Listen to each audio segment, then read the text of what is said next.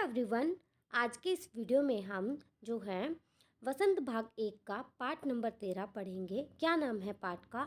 मैं सबसे छोटी हूँ। ये जो पाठ है ये हमारे हिंदी साहित्य के काव्य खंड के अंतर्गत आता है और काव्य खंड में इसकी जो विधा है वो क्या है? कविता। और ये कविता किसके द्वारा लिखी गई है? ये कविता सुमित्रा नंदन पंत जी द्वारा जो है ये लिखी गई है।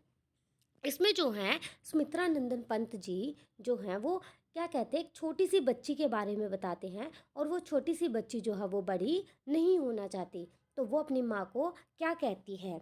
वो कहती है, मैं सबसे छोटी हूँ, तेरी गोदी में सोऊं, तेरा आंचल पकड़ पकड़ कर फिरूं सदा माँ तेरे साथ, कभी न छोड़ूं तेरा हाथ।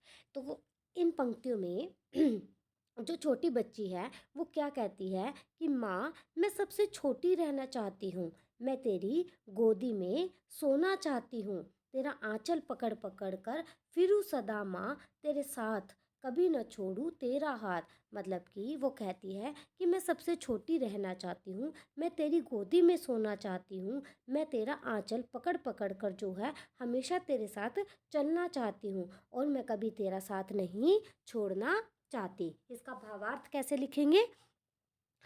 मैं सबसे छोटी हूँ कविता के प्रथम पद में बच्ची कह रही है कि काश मैं अपनी माँ की सबसे छोटी संतान बनूं ताकि मैं उनकी गोदी में प्यार से सो सकूं, प्यार से उनका आंचल पकड़कर हमेशा उनके साथ घूमती रहूं और उनका हाथ जो है कभी ना छोड़ूं। आगे की पंक्तियों में क्या कहती है? बड़ा बनाकर पहले हमको तू पीछे चलती है मात, हाथ पकड़कर फिर सदा हमारे साथ नहीं फिरती दिन रात।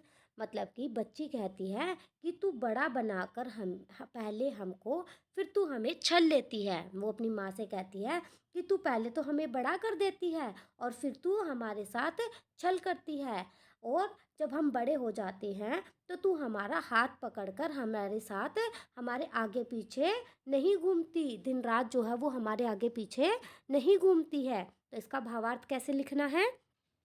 मैं सबसे छोटी हूँ कविता के इस पद में बालिका कह रही है कि जैसे कि हम बड़े हो जाते हैं माँ हमारा साथ छोड़ देती है फिर वह दिन रात हमारे आगे पीछे नहीं घूमती, इसलिए हमें छोटा ही बने रहना चाहिए। ठीक है।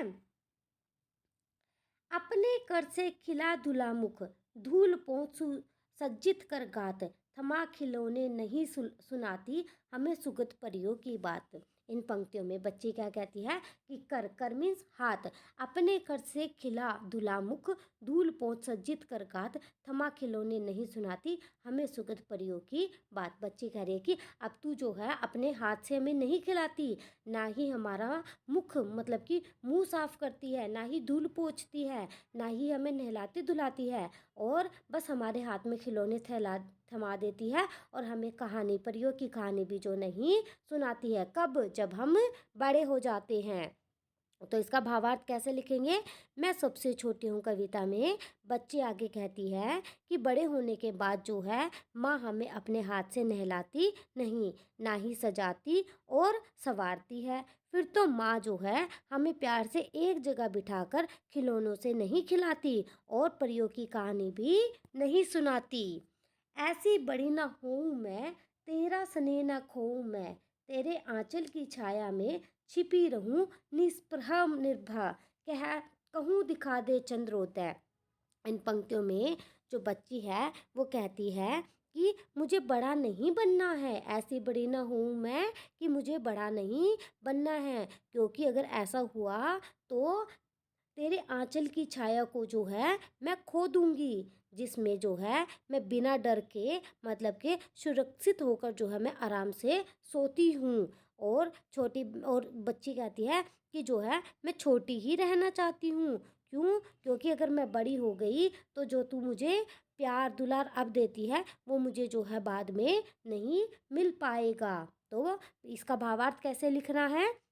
कि मैं सबसे छोटी हूँ कविता के अंतिम पद में बच्ची क्या कह रही है कि मुझे बड़ा नहीं बनना है, क्योंकि अगर ऐसा हुआ तो मैं माँ के आंचल का साया खो दूंगी, जिसमें मैं निर्भय और सुरक्षित होकर आराम से सो जाती हूँ। अतः बच्ची जो है हमेशा छोटी ही रहना चाहती है, क्योंकि बड़ा होने के बाद उसे माँ का प्यार और दुलार नहीं मिल पाएगा। ठीक है। अगर आपको ये कविता अच्छी लगी हो, समझ आई हो, तो मुझे कमेंट में ज़रूर बताना और लाइक भी करना। Thank you so much.